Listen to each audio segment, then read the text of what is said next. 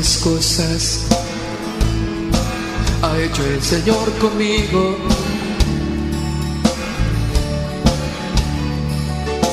Misericordia ha tenido conmigo. Soy perdonado, oh qué hermoso. Tomó la mía.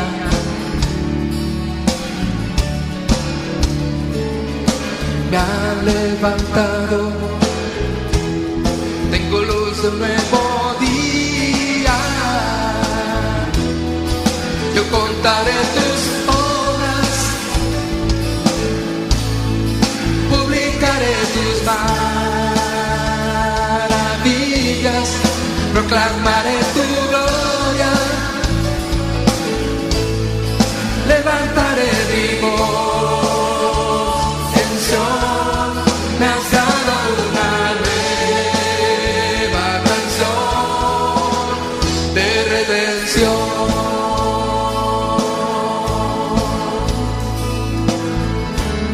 Por eso viviré agradecido eternamente contigo, Señor.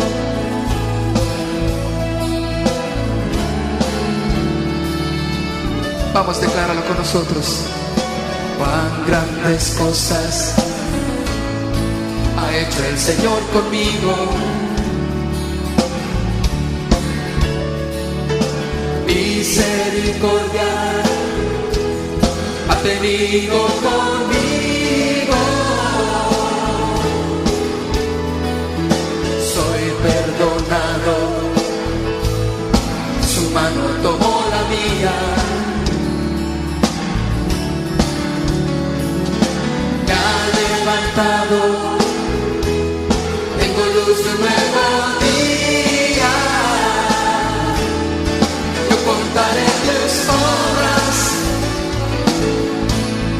publicaré tus maravillas, proclamaré tu gloria,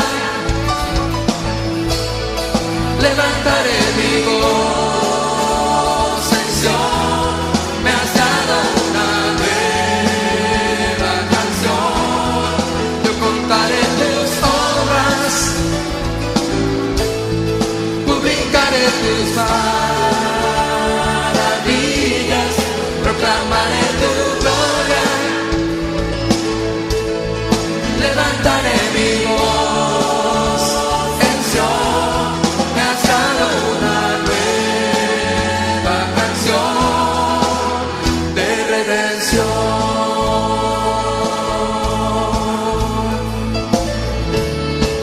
Has puesto un cántico de redención en mí. Por eso quiero adorarte, por eso quiero exaltarte, Rey. Cuán grandes cosas, cuán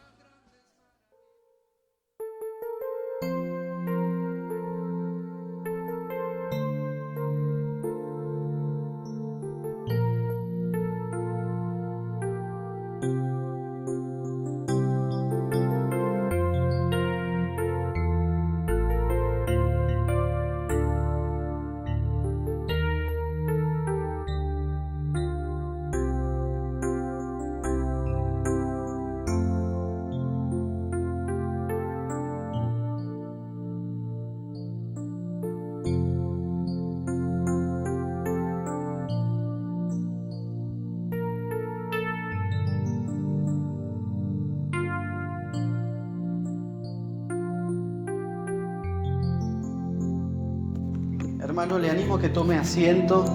Le doy la bienvenida.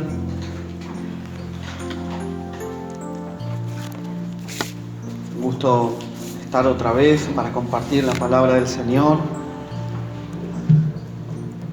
Amén. Estamos contentos, alegres, ¿sí o no?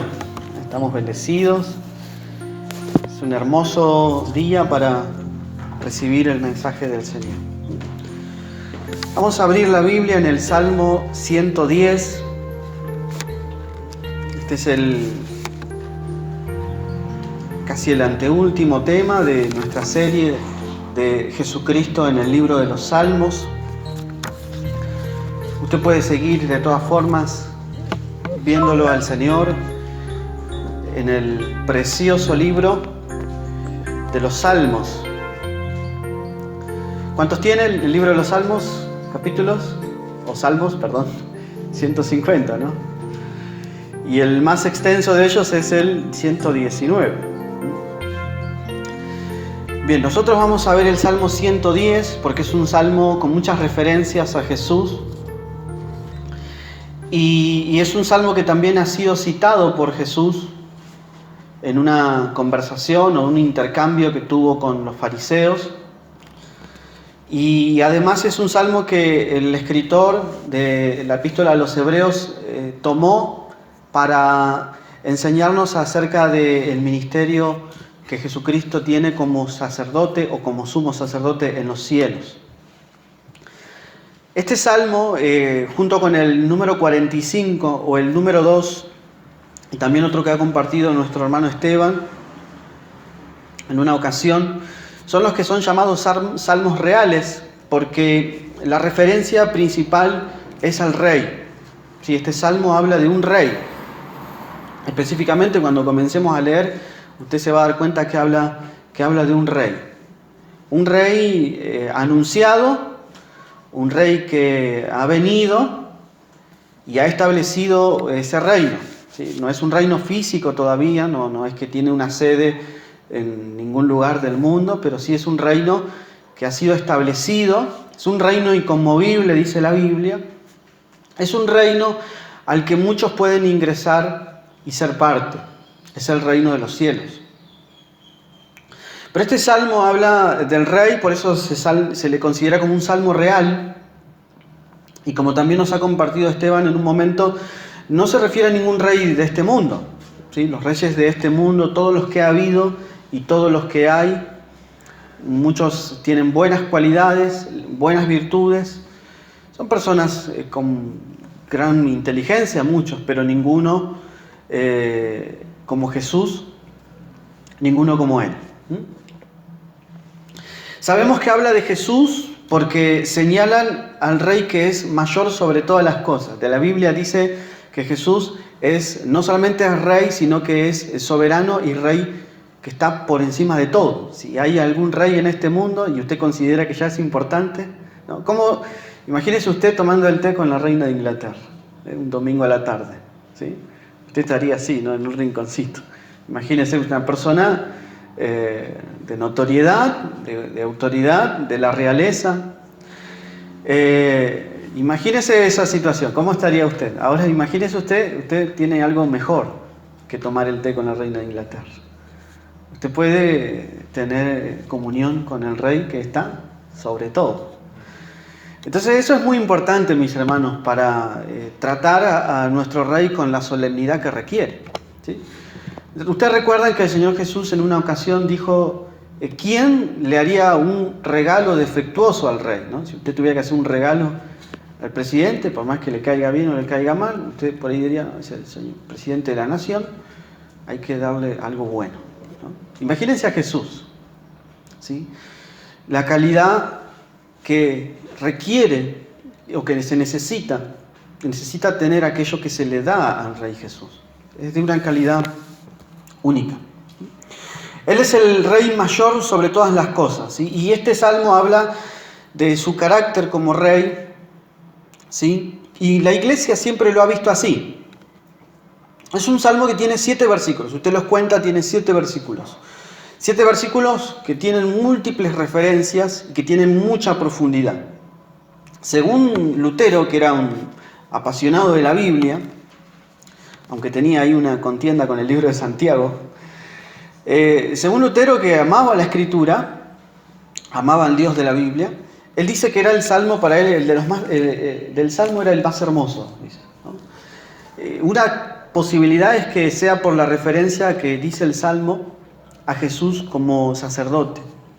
Es ahí en donde el cristiano encuentra alivio para su carga, para su culpa, ¿sí? Para sus miserias, ¿sí? Para sus debilidades.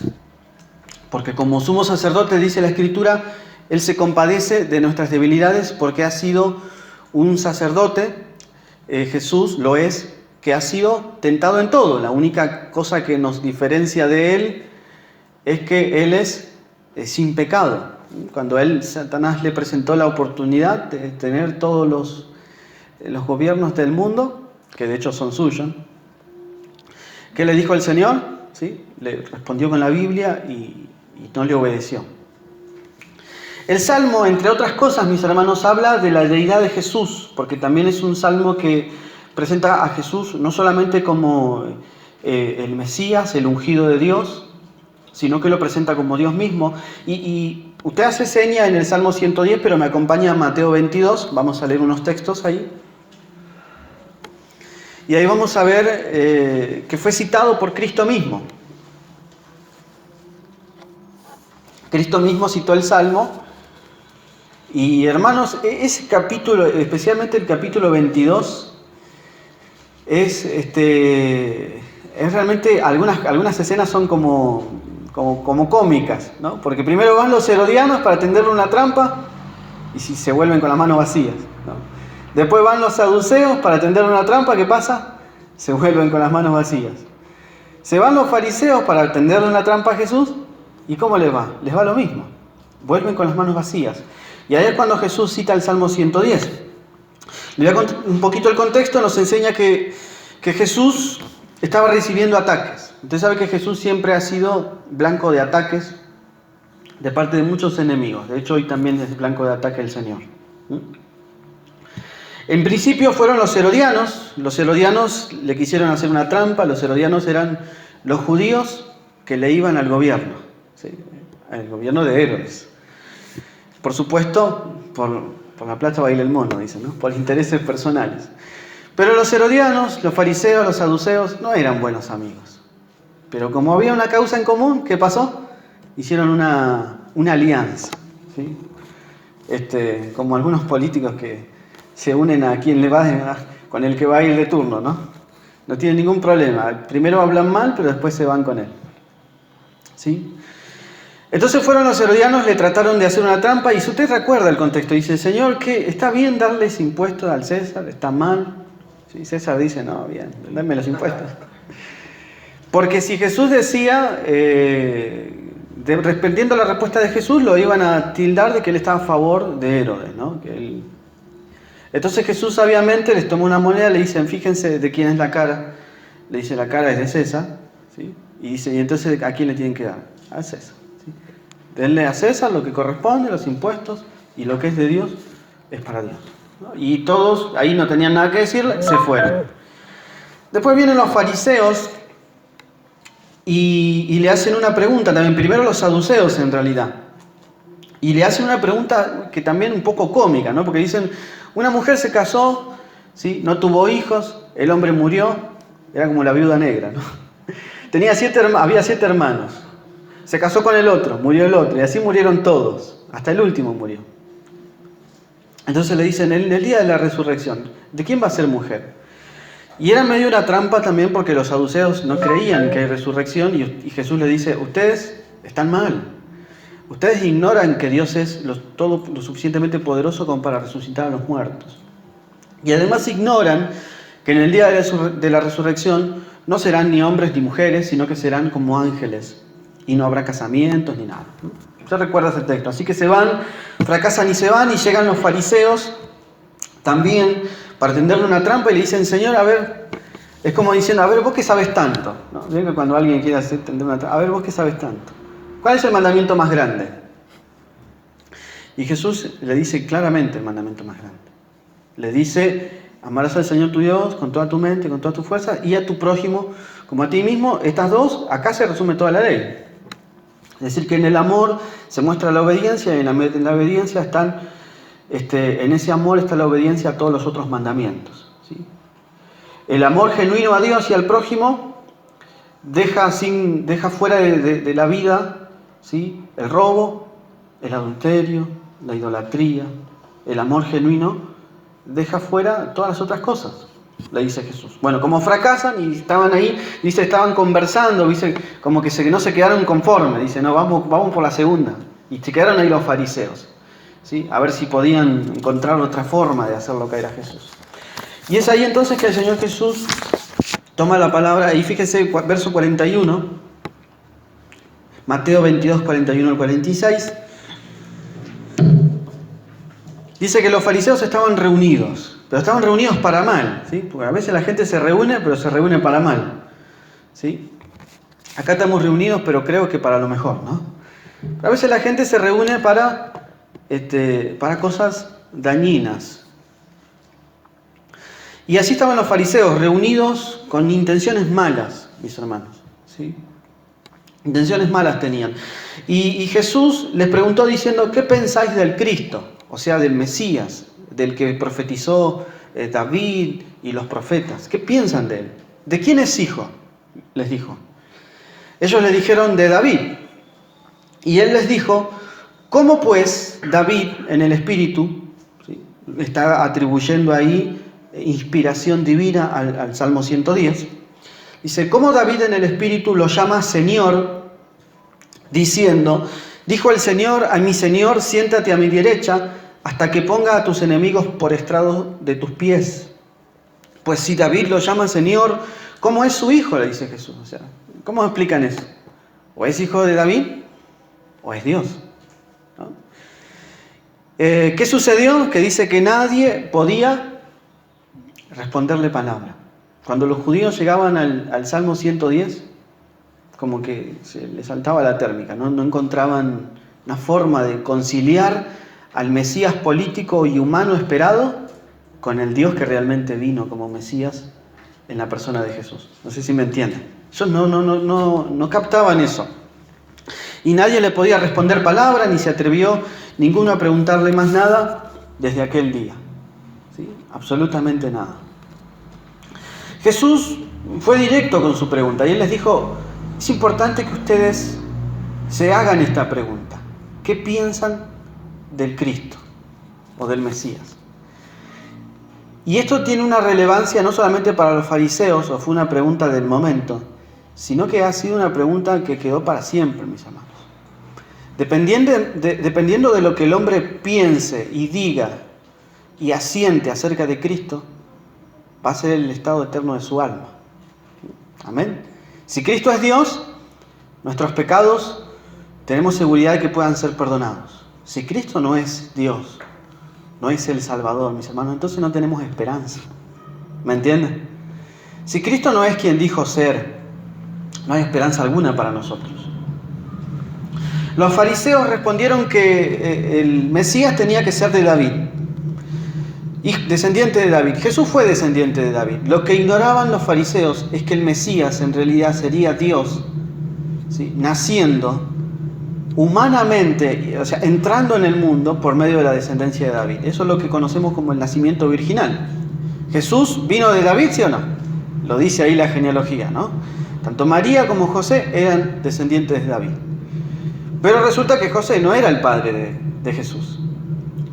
María no era tampoco la madre de Jesús. Era la que albergó en su vientre y le transmitió, ¿sí?, la vida humana en cierto sentido, ¿sí?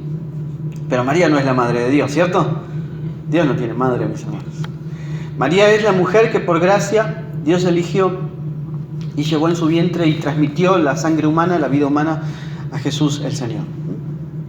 Así que lo que está haciendo el Señor acá es mostrándole a los judíos su interpretación incorrecta de la Biblia. ¿Sí? Estaba demostrando que el Mesías no era un gobernante simplemente. Él está diciendo, ustedes están esperando algo muy terrenal.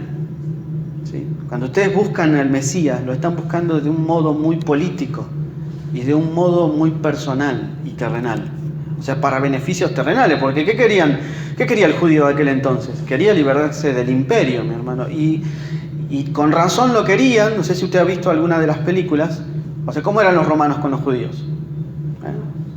Eran bastante bravos, mis hermanos. Entonces, si usted le hablan de un libertador, claramente va a ansiarlo. Pero Jesús venía como Mesías a liberar de una forma en la que solamente lo puede hacer Él, liberando el alma. Amén. Así que Jesús no solamente sería descendiente de David, que de hecho lo fue, sino que además sería Dios mismo. Y eso es lo que enfatiza el Salmo. Hay dos partes en este Salmo, yo quiero compartir las dos en los minutos que siguen. La primera la vamos a encontrar en los versículos 1 al 3. Vamos al Salmo, vamos a meternos ahí en el Salmo. Le animo a que lo lea conmigo esta mañana. Vamos a ver acá estas dos partes. La primera es la que habla de la condición de rey del Mesías. La segunda es la que habla de su condición de sacerdote. Estos primeros 3 versículos hablan del rey Mesías de Jesucristo. Vamos a leerlos, dice así. Dice el Señor a mi Señor, ¿qué dice? Siéntate a mi diestra, hasta que ponga a tus enemigos por estrado de tus pies. El Señor extenderá desde Sión tu poderoso cetro, diciendo, domina en medio de tus enemigos. Tu pueblo se ofrecerá voluntariamente en el día de tu poder, en el esplendor de la santidad, desde el seno de la aurora, tu juventud es para ti como el rocío. Amén. 3 primeros versículos, referencias directas al Mesías, a Cristo como Rey. Y acá yo quiero sacar algunas cosas de este texto. En primer lugar, usted que lee ahí en el versículo, ¿no? Dice el Señor a mí, Señor. ¿Quién está diciendo eso? David. Es una profecía, lo primero. Es una profecía. Una profecía en la cual Jehová, usted quizá en la Reina Valera que dice, Jehová dijo a mi Señor. Evidentemente, aquí hay una conversación, ¿verdad? Una conversación entre dos personas que son iguales. Jehová y Señor son iguales. No es que Dios conversaba consigo mismo. ¿Con quién conversaba Dios? Con el Hijo Eterno. ¿Sí? Y usted me dice, y si yo le digo esto a mi hijo, me va a decir, hay 2 dioses, entonces me va a decir. Y no, es un solo Dios, ¿sí? 3 personas divinas que lo componen. Acá tenemos una conversación entre 2 personas iguales. Tenemos a Dios Padre hablando con Dios Hijo. Hebreos 1:13. Hebreos 1:13 contiene esta cita. Y el escritor, tratándoles de hacer entrar en razón a los lectores, diciéndoles, no pongan su confianza en los ángeles. ¿No? ¿Cuántos ponen confianza en seres angelicales? Mucha gente, mis hermanos. Usted sabe que la gente está con el tema de muchos con el de los ángeles. Los duendes también, ¿no? Algunos tienen duendes de la suerte. Los venden acá en la plaza de la colectividad. O en las plazas a veces venden los duendecitos. Y la gente le atribuye buena suerte, buena fortuna y pone su confianza en esas cosas. Muchas veces en su ignorancia hemos hecho cosas similares. Entonces el escritor, porque la admiración por los seres angelicales es antiquísima, mis hermanos. De hecho, usted ve un ángel y quizá en una de esas hasta le canta, ¿no? Porque así le sucedió a Juan, ¿sí? Es que son seres tan sublimes y maravillosos que despiertan admiración y adoración del hombre mortal. Pero el escritor está diciendo que Jesús es superior a todas las cosas. Y él está diciendo, para demostrar esa superioridad, les está diciendo, ¿a cuál de los ángeles Dios dijo jamás, siéntate a mi diestra? ¿A quién se lo dijo? A nadie, mis hermanos. ¿Sí? A ninguno. Es una pregunta que tiene respuesta. Siéntate a mi diestra hasta que ponga a tus enemigos por estrado de tus pies. A quien sí le dijo esto el Señor es al ungido, es a Cristo Jesús. Y esto, mis hermanos, esto nos muestra que Jesucristo tiene igualdad en deidad con el Padre. Yo creo que esto que para nosotros es algo muy claro ya, ¿no? No hay ninguno que rechace o niegue la deidad de Jesús, ¿no? Hay unas páginas de internet que tienen la J y la W, que si usted las lee, parece que tienen mucha sabiduría, es la página de los testigos, ¿no? Ahí le dice, yo les voy a explicar quién es Jesús, y ahí le van a meter la doctrina de que Jesús no es Dios. Mis hermanos, para nosotros claramente de acuerdo a lo que nos ha enseñado la Escritura, a la revelación de Dios y a la experiencia misma, Jesucristo es Dios. Amén. Esta declaración nos muestra la deidad de Jesús.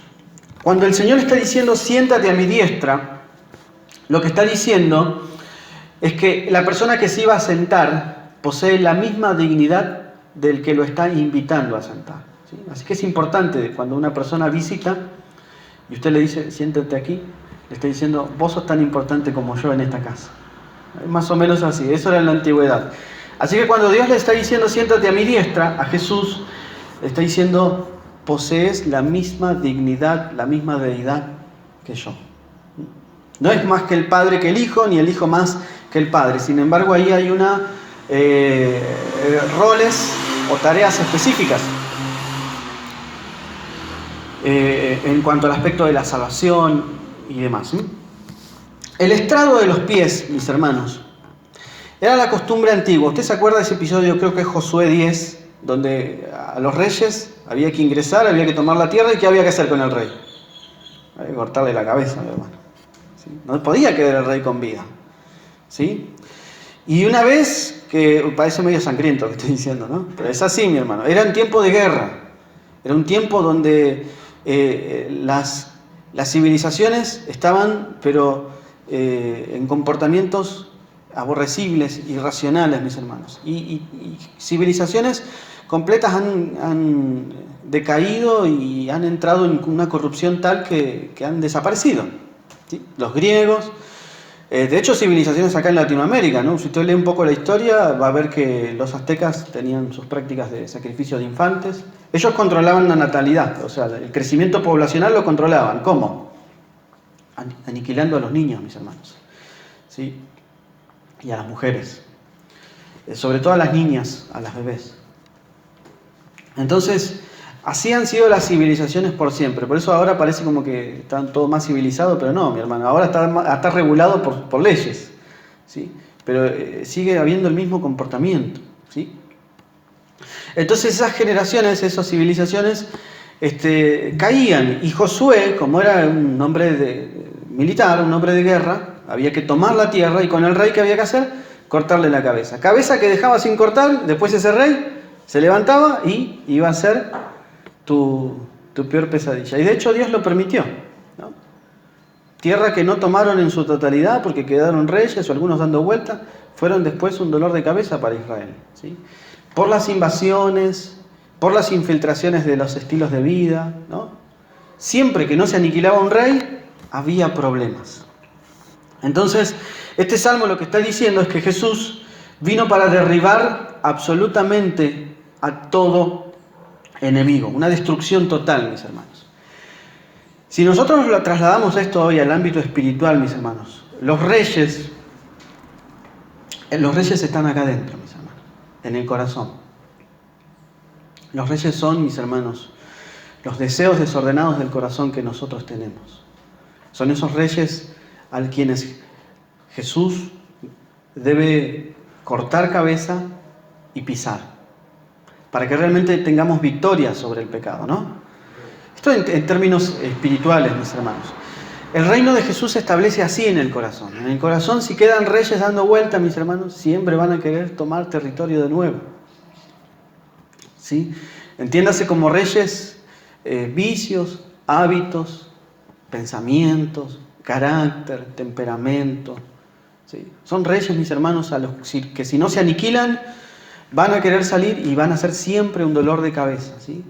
Por eso hay en la vida cristiana muchos están ahí, ¿no? Siempre aparece el mismo rey, porque no se le corta definitivamente la cabeza. Dice 1 Corintios 15:25, dice que Cristo tiene que reinar hasta que humille a todos sus enemigos debajo de sus pies. Y el último enemigo que será destruido es la muerte. Ese es el último que será aniquilado completamente en el día de la resurrección. Otro segundo aspecto de este rey, mis hermanos, es que posee igualdad en potencia y divinidad con aquel a quien Jehová está hablando con él, ¿no? Yo le voy a leer Mateo 28:18, usted me puede escuchar. Dice, y acercándose Jesús les habló diciendo, toda autoridad me ha sido dada en el cielo y en la tierra. ¿Qué le dijo Dios a este rey? Siéntate a mi diestra hasta que ponga a tus enemigos por debajo de tus pies. El Señor extenderá desde Sión tu poderoso cetro, diciendo, domina en medio de tus enemigos. Amén. El Señor posee autoridad para juzgar, ¿sí o no? Él lo dijo, ¿verdad? Le fue dada por el Padre. La tercera característica de este rey, mis hermanos, que quiero compartirles, es que es un rey universal. ¿Sí? En su segunda venida, cuando Cristo venga, yo le voy a leer Isaías 2.3, si usted quiere lo puede buscar. Isaías 2.3.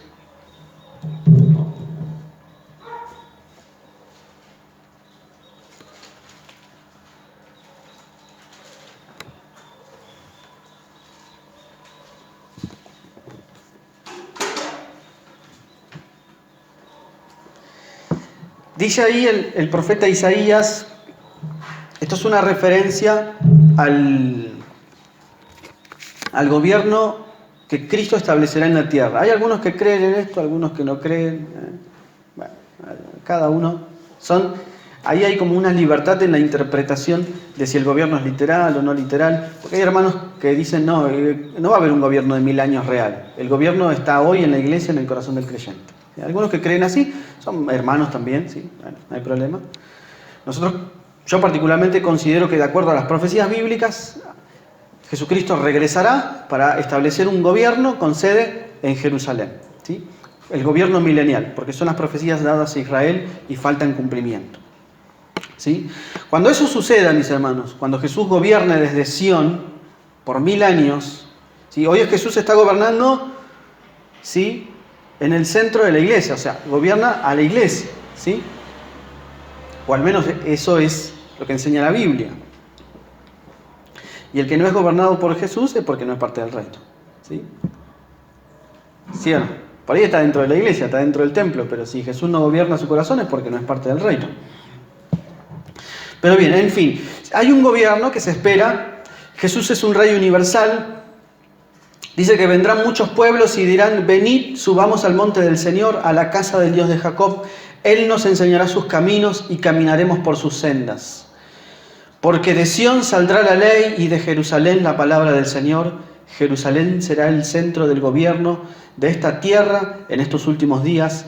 Dios tiene un propósito para este pueblo en el futuro. Esto es una profecía de Isaías dada a Israel, la nación que Dios eligió, y una profecía que falta tener cumplimiento. Él es un rey universal. Y si bien todavía no se ha cumplido o establecido este gobierno universal físico, Él es un rey universal hoy, mis hermanos, ¿sí? ¿Cuántos somos acá? Somos 12, 14, 16. En cada uno de nosotros, que somos seres que tenemos cuerpo, que tenemos alma, que tenemos espíritu, ahí está Jesús gobernando. Y si no está, mis hermanos, les animo a que le demos lugar, a que le den lugar para que realmente esté ahí. Y aclaramos, mis hermanos, Jesús reina y gobierna cuando el enemigo ha sido barrido del territorio. Amén. El enemigo tiene que ser eliminado del territorio, del corazón, para que Jesús gobierne, ¿sí? El tema es que nosotros a veces decimos, tenemos ahí esos reyes y decimos, no, Señor, este no elimines. Esos reyes es el pecado, mis hermanos, que es común a todos los hombres. Pablo dijo, no nos ha sobrevenido tentación que no sea común a todos los hombres. Pero fiel es el Señor, que juntamente con esa tentación nos provee la salida. Otra característica del rey es que su pueblo le sirve y lo ama voluntariamente. Amén. Usted ha venido a adorar al Señor y le sirve allí en su casa, con sus quehaceres, con sus cosas, y lo hace voluntariamente. Nadie lo hace a punta de pistola, ¿no? Nadie es cristiano a punta de pistola, ¿no? A nadie lo están obligando, ¿no? Creo que no. Dice el versículo, el último, creo que es el 3, dice, cuando vayas a la guerra, Tu pueblo te servirá por voluntad propia. Esa es la característica de Jesús como rey. ¿Cómo le sirve su pueblo? Por voluntad propia. ¿Sí? Hay voluntad, hay libre voluntad en el hombre, lo que muchos llaman libre, no me sale la palabra, albedrío, ahí está. ¿Sí? El hombre tiene libertad de elegir o servirle o no servirle. Y por eso el Salmo dice, cuando vayas a la guerra, tu pueblo te servirá con voluntad propia. Y ahora por ahí hablamos un poquito de esa guerra, mis hermanos. Esa guerra es una que está por venir, ¿sí? Que está profetizada en el libro de Apocalipsis. ¿Sí? Porque hoy el mundo hace guerra contra Jesús ideológicamente, ¿no? Pero llegará el día en el que hará guerra contra Jesús físicamente inclusive. ¿Sí? Pero hoy también hay guerra contra Jesús en los corazones, mis hermanos.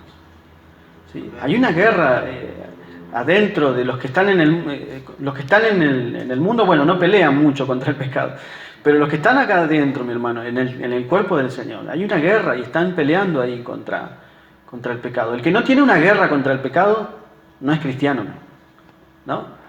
Porque el cristiano se compunge, se duele, sufre, siente cuando ofende al Señor. Y hay una guerra ahí, mis hermanos. ¿Sí? Y es importante que en esa guerra Él sea el rey y el vencedor y que elimine completamente al enemigo. Amén, mis hermanos. Los enemigos en nuestra vida pueden destruirnos.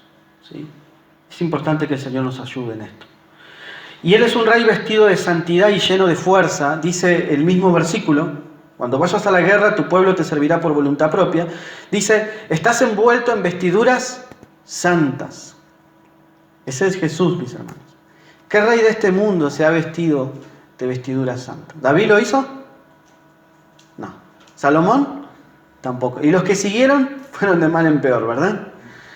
Mis hermanos, nuestro Rey Jesús habla, este texto tiene vestiduras de pureza.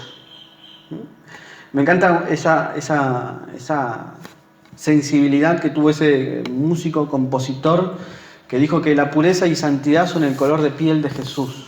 ¿Sí? Pocos pueden ver eso, mis hermanos. ¿Sí? Si pudiéramos, a través de los ojos de la fe, tener una idea de nuestro Cristo hecho carne, podríamos estar seguros de que este texto habla de eso. La pureza y santidad son su característica. Y dice, y tu fuerza se renovará cada día como el rocío de la mañana. Mis hermanos, esto de ninguno de nosotros se cumple. Hoy yo creo que me levanté más cansado que ayer. Y el sábado más cansado que el viernes. Y probablemente mañana cuando tenga que ir a trabajar me voy a levantar más cansado que el domingo. ¿Sí? El vigor de nuestro Rey Jesús no decrece. La fuerza y el poder de nuestro Rey Jesús no se agota. Por eso nosotros podemos descansar en Él, mis hermanos. Y espiritualmente Él nos puede fortalecer. Y también físicamente. Vamos al segundo cuadro, que son los versículos que siguen. En los versículos que siguen vamos a terminar con esos textos.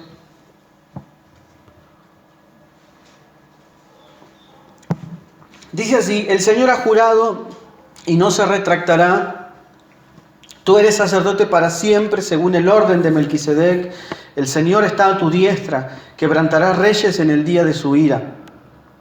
Juzgará entre las naciones, las llenará de cadáveres, quebrantará cabezas sobre la ancha tierra.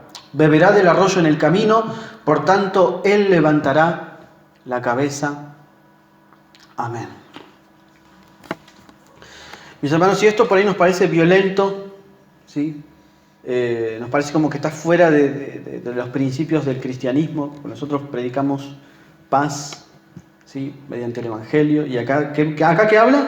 Cadáveres, ¿no? Imagínate, un domingo venía a escuchar el sermón y dice, no, el Señor va a llenar la tierra de cadáveres, ¿no? Ahí por todo lo ancho de la tierra va a estar lleno de cabezas cortadas. Pareciera que dice eso, ¿no? Mis hermanos, no es el Señor el que va a hacer eso. Es el mismo pecado del hombre, ¿sí? El que el Señor en su justicia deberá juzgar y va a hacer que toda la tierra esté repleta, ¿sí? De personas que han perdido su vida física y su vida espiritual por rechazar a Cristo. Usted lo puede leer en el libro de Apocalipsis, mis hermanos. ¿Sí? Ahí en el libro de Apocalipsis dice que las personas desearán la muerte, pero no les vendrá. Dice, y a pesar de todo lo que va a suceder, las plagas, los desastres naturales, ¿qué dicen? Y aún así las personas dicen, no se van a arrepentir ni de sus hechicerías, ni de sus hurtos, ni de sus adulterios, sino que maldecirán a Cristo. Mis hermanos, el juicio de Jesús y los juicios de Jesús son justos y correctos. Y Él no desea la muerte del que muere, eso es lo que dice la Biblia. Al menos el Jesús que nosotros amamos y predicamos es aquel que no se goza en la muerte de los que mueren. ¿No? Por eso Él ha muerto y dado su vida, para que nadie tenga que morir, sino que todos puedan vivir, ¿verdad? Podemos vivir por Jesús. Entonces, este texto nos está mostrando varias cosas. Una de las cosas más hermosas que tenemos acá es Jesús como sumo sacerdote. Y una de las palabras más preciosas, mis hermanos, es esta: Jehová juró. Usted puede subrayarlo ahí, mi hermano. Jehová juró. Ese texto. ¿Sí? Es decir, el autoexistente, el Señor prometió, juró. ¿Qué juró? Juró algo referente a su Hijo. ¿Sí? El oficio que desempeñaría su Hijo, el Hijo Eterno. Y hay algo muy importante ahí que dicen mis hermanos, de este juramento divino, de este compromiso que Dios hizo consigo mismo. No es que Dios le juró a alguien, ¿sí? Consigo mismo, en su sola persona divina, Él se impuso, ¿sí? No es que nadie se lo impuso, Él se autoimpuso o se juramentó hacer esto, ¿sí? Y no se retractará, dice, no se lamentará. Retractarse es cuando uno se lamenta, ¿no? Uno se lamenta de, no sé de qué sí. Espero que nadie se haya lamentado de venir hoy. No creo, ¿no? Que la gente se lamente de esas cosas. Nos lamentamos cuando hacemos algo que nos salió mal. Pero Dios de esto no se retractará, no se lamentará, no le pesará esto que va a hacer y que hizo. Dios no le genera pesar lo que hizo. ¿Qué es lo que hizo? Dijo esto: tú eres sacerdote para siempre, como lo fue Melquisedec. Y acá está nuestra solución, mis hermanos. Cristo como mediador. Pedro, que dijo en uno de sus discursos, dijo: muchachos, se acabó el tiempo del corderito, ¿sí? Que Dios estableció, el tiempo de los rituales, esto que ya ustedes hacen y no saben por qué los hacen, se acabó todo eso. La única forma de llegar a Dios ahora es por medio de aquel a quien Él envió, Jesucristo, el único mediador. ¿Sí? Hay muchos textos que nos hablan de esto. Vamos a Génesis 14, 17, vamos a leerlo. ¿Quién fue Melquisedec? Usted recuerda quién es Melquisedec, ¿no? Está ahí en el libro de Génesis, el contemporáneo a Abraham. Melquisedec significa rey justo. Vivía en una ciudad llamada Salem, ahí tenía sus oficios de rey y sacerdote. Y la pregunta, y lo que siempre ha sido un interrogante, es, porque dice sacerdote del Dios Altísimo, ¿era el mismo Dios de Abraham? Abraham no era el único, mi hermano, no era exclusivo. ¿Sí? Había otros, por ejemplo allí en Salem, un rey de justicia llamado Melquisedec, de que no se sabe nada, se sabe eso nada más. ¿Sí? No tiene origen, no tiene ascendencia, y llegó a ser una figura o una representación de Cristo como rey y sacerdote. Dice Génesis 14, 17, dice: cuando Abraham volvía de haber derrotado a, bueno, un nombre ahí no me sale, Kedorlaomer, ¿sí? Y a sus reyes amigos, el rey de Sodoma salió a su encuentro en el Valle del Rey. Allí Melquisedec, que era rey de Salem y sacerdote del Dios Altísimo, sacó pan y vino. Y bendijo a Abraham diciendo: Abraham, que te bendiga el Dios Altísimo, creador del cielo y de la tierra.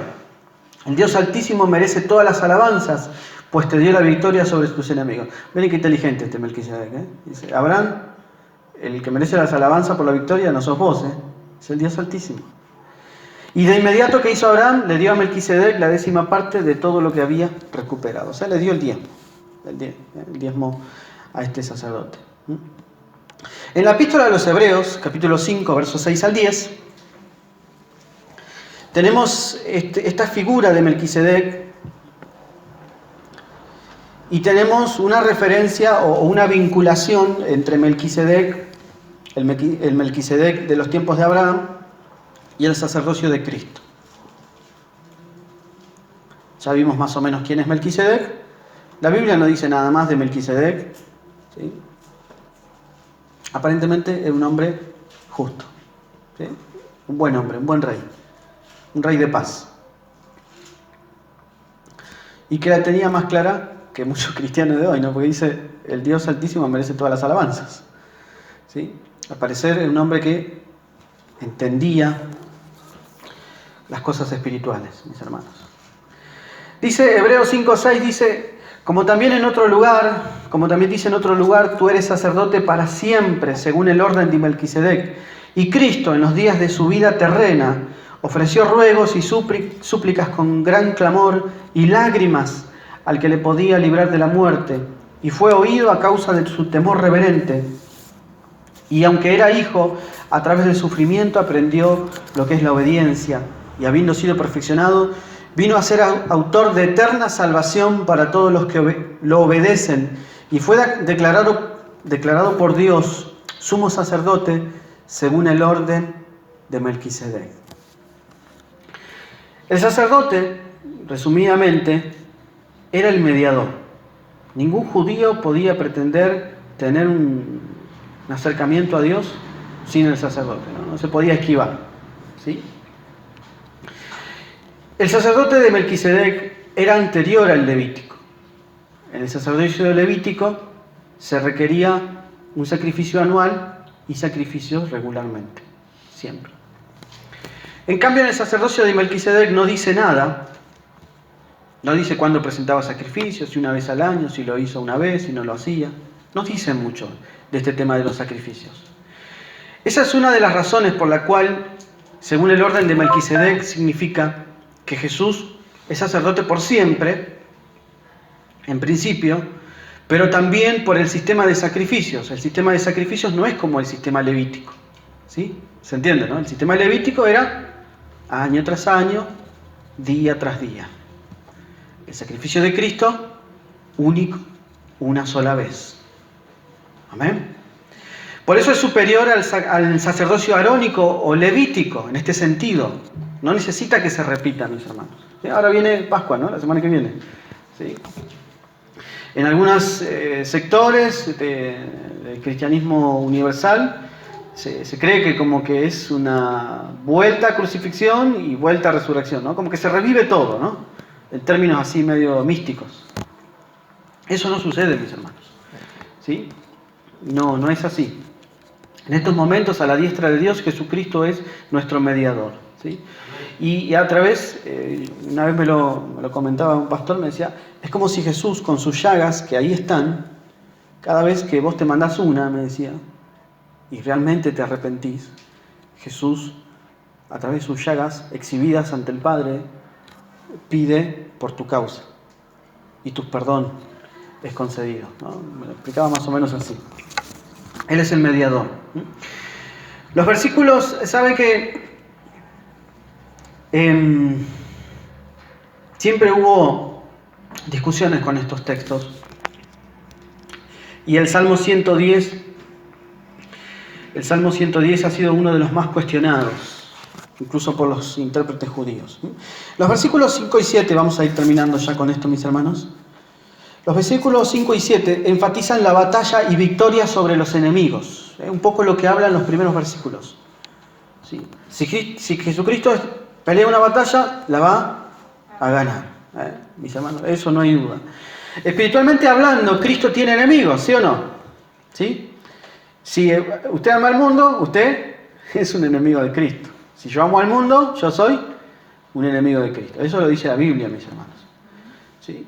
No porque Cristo quiera tener enemigos, sino porque el ser humano quiere ser enemigo de Dios, ¿sí?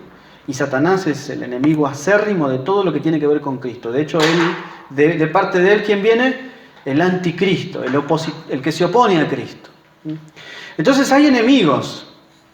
Tenemos a Satanás, ¿Sí? ¿Satanás es enemigo de Cristo? Lo es. Tenemos la carne, mis hermanos. La carne de pecado es enemigo, sí, también. Tenemos el mundo, mis hermanos. El mundo como un sistema organizado que tiene su propio principio de vida, también es enemigo de Cristo. Esta guerra es contra el pecado, ¿sí? Contra Satanás, contra el mundo. Es una guerra que solamente Jesús gana, mis hermanos, ¿sí?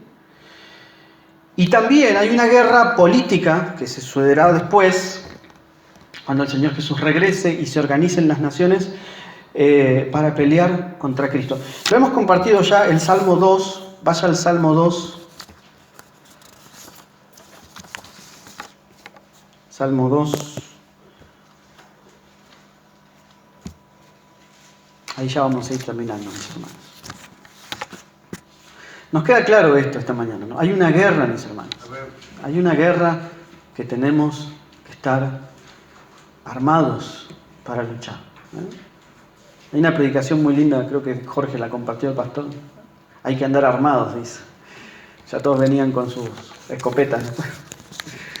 Hay que andar armados con la palabra, mis hermanos, contra aquellas cosas que quieren apartarnos de Jesús.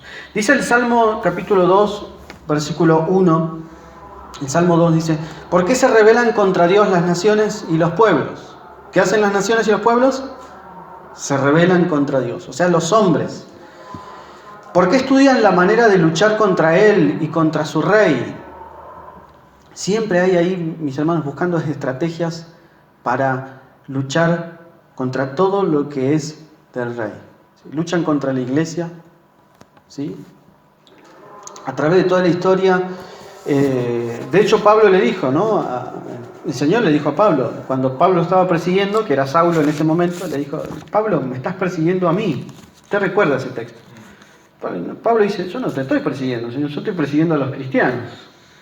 Dice: no, me estás persiguiendo a mí, y la guerra que estás haciendo es en contra mía, ¿sí? Estás en el bando equivocado. Bueno, gracias al Señor, Pablo, ¿sí?, entendió, se convirtió, y fue un hombre que luchó después, pero por la causa de Cristo, ya no por la causa antigua, mis hermanos. Luchó por la causa de Cristo. De hecho, las cartas paulinas hablan mucho de guerra, mis hermanos.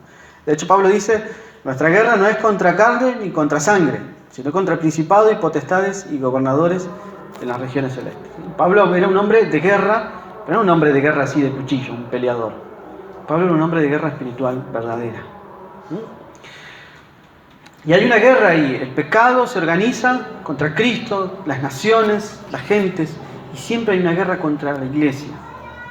El versículo 3 dice: quieren acabar con su poder, ese es el propósito. Quieren librarse de su dominio. Mis hermanos, si hay algo que el hombre quiere hacer, es sacarse definitivamente todo lo que tenga que ver con la religión, más precisamente con Dios, ¿sí? No quieren a Dios presente en nada, ni en la escuela, ni en la política, ni en el Estado, ni en la medicina, ni en nada, ¿no? Dios allá y nosotros acá, dicen todos, ¿sí? Eso es lo que impera hoy. Dice: quieren acabar con su poder. Sin embargo, en el versículo 9 dice: gobernarás a las naciones con mano de hierro, mis hermanos. Sin embargo, no hay oposición que esté por encima de Jesús, ¿sí? Los destrozarás como a ollas de barro. Ese es el Señor, mis hermanos. Dice su palabra: mi Dios está a tu derecha y siempre te ayudará. Cuando manifiestes tu enojo, aplastará a reyes y gobernantes, juzgará naciones y por toda la tierra amontonará cadáveres. Mis hermanos, ese tiempo vendrá y será un tiempo, si usted puede leer el libro de Apocalipsis, mis hermanos, es uno de los libros más maravillosos, ¿sí? Es un libro que habla de la derrota final contra el pecado que predomina en el mundo y contra Satanás. Es un libro maravilloso. Y ahí se puede ver todo lo que va a acontecer en el mundo, mis hermanos. Después de las cartas a las 7 iglesias, después del cántico de los 24 ancianos, cuando se empiezan a romper ahí los sellos, ¿sí?, y empieza la serie de juicios sobre la tierra, usted puede ver algo que está viniendo sobre el mundo. Eso es lo que está ahí en camino, a la puerta, mis hermanos. Está ahí latente. En cualquier momento, el Señor, que es digno, empieza a desatar sus juicios sobre la tierra. ¿Sí? Mientras tanto, hoy tenemos tiempo de gracia para ser librados y salvos de todas esas cosas que han de acontecer. En esta escena de batalla, el Señor está a la diestra de Jehová, aplastando a todos sus enemigos. Y esto sucederá. Pero hoy, mis hermanos, esta mañana, porque quizás no vivamos ese tiempo, ¿no? De los 7 años. De hecho, yo no quiero estar ahí. ¿Está bien? Yo prefiero estar con los ancianos, ahí cantando, los 24, y arrojando ahí coronas. No quiero estar acá, ¿sí? Cuando suceda eso. Quiero estar con Él. Pero mientras esperamos que todo eso acontezca, mis hermanos, sigue habiendo una guerra, la que le mencioné. Y es importante estar del lado correcto en esta guerra. Es importante estar del lado de Jesús, del lado de Cristo, porque Él es vencedor. Y Él es el único que puede darnos victoria sobre el pecado. ¿Amén? El último versículo que vamos a leer, con esto terminamos. Te animo que se pueda poner de pie. Vamos a compartir este último texto.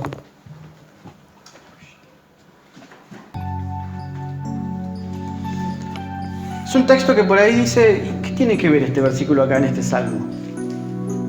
Dice, beberá del arroyo en el camino, por tanto, Él levantará la cabeza. ¿Sabe que algunos vieron en este texto al Cristo humillado y al Cristo exaltado? El Cristo humillado es el Cristo que bebe del arroyo del camino. Y el Cristo exaltado es el Cristo que con su frente y su cabeza en alto está por encima de todo en plena victoria. Para Jesús ser rey, ser sacerdote, tener dominio sobre todo, pasó la cruz primero. ¿Amén? Todo eso que yo le mencioné, el libro de Apocalipsis, lo que va a suceder, que usted puede, cuando va a su casa, seguro va corriendo y agarra el libro de Apocalipsis. Señor, ¿qué va a pasar? Quiero ser libre de todo, Señor, del pecado, de los juicios. Para que todo esto suceda y nosotros seamos libres de todas esas cosas, para que todo el plan de Dios esté en su perfecto causa y cumplimiento, Jesús primero murió, sufrió la cruz, ¿verdad? Esa es la humillación de Jesús. Otros ven ahí, si usted se acuerda, Gedeón, antes de ir a la guerra, esos 300 que hicieron, eran soldados, mi hermano, hombres valientes, ¿sí? Hombres de guerra, de buen porte. Tuvieron que beber el agua, ¿cómo? Como animales. Era una simbología que estaban dispuestos, aunque todos los vieran y decían, mirá lo que hacen, se están humillando. Pero después de esa humillación, ¿qué vino? La victoria. ¿Sí? Entonces, acá tenemos una referencia a que después de la humillación de Jesús está la victoria.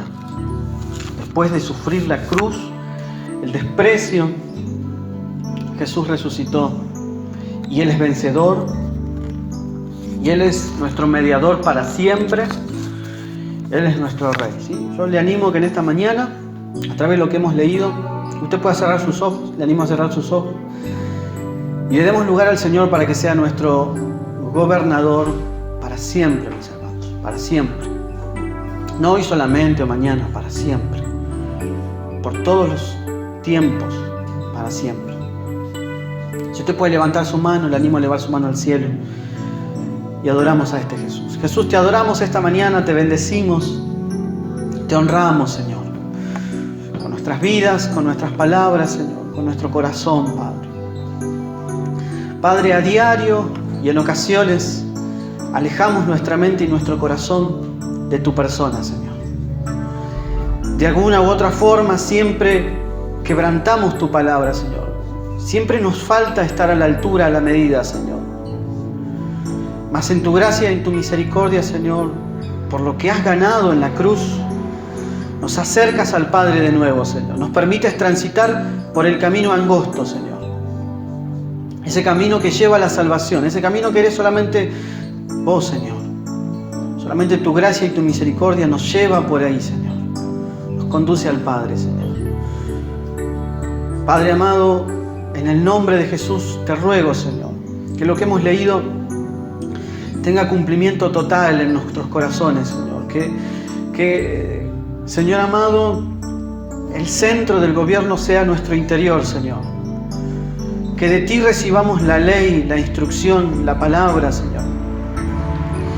Señor amado, que podamos plantarnos, Señor, también firmes contra esta lucha que estamos cada día de nuestras vidas enfrentando, Señor.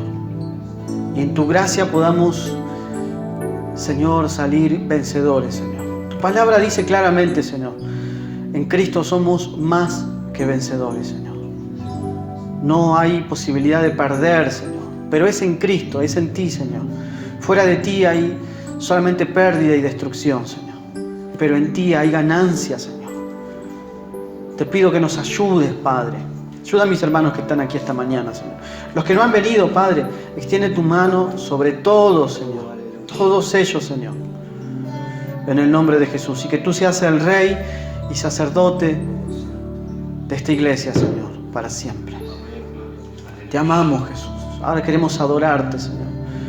Queremos exaltarte, Señor. Queremos bendecirte, Jesús. Amén.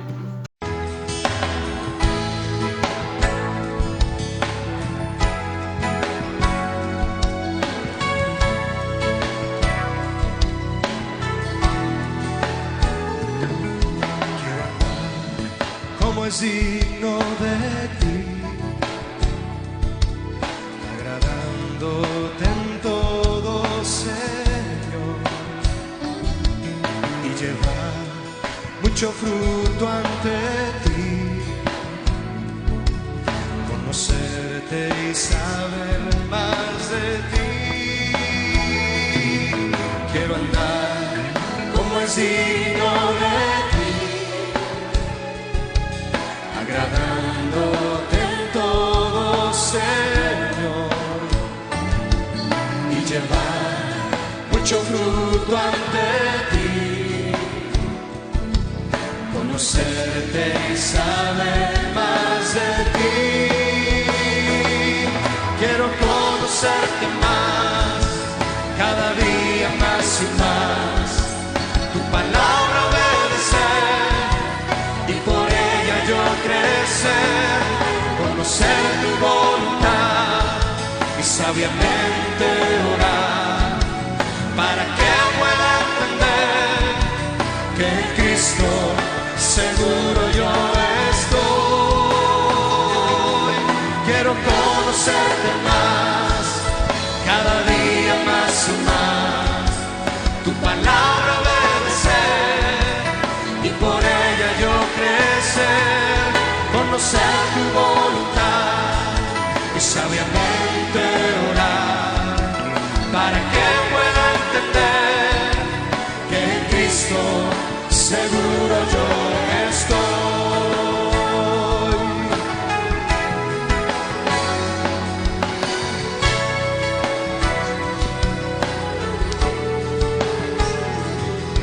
Quiero andar como es digno de ti. Di al Señor, agradándote en todo, Señor, y llevar mucho fruto ante ti, conocerte y saber más de ti. Oh, quiero andar como es digno de ti, agradándote en todo, Señor, y llevar mucho fruto ante ti, conocerte y saber más de ti. Quiero conocerte más, cada día más y más, tu palabra obedecer y por ella yo crecer, conocer tu voluntad y sabiamente orar, para que pueda entender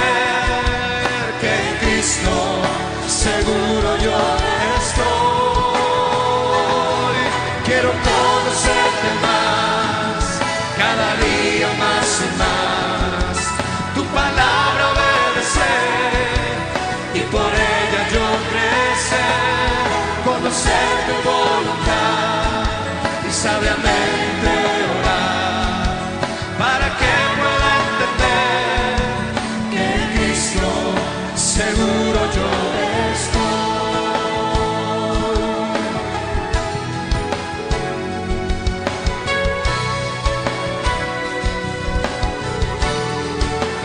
Debemos vivir por ti, Señor, vivir por ti y para ti.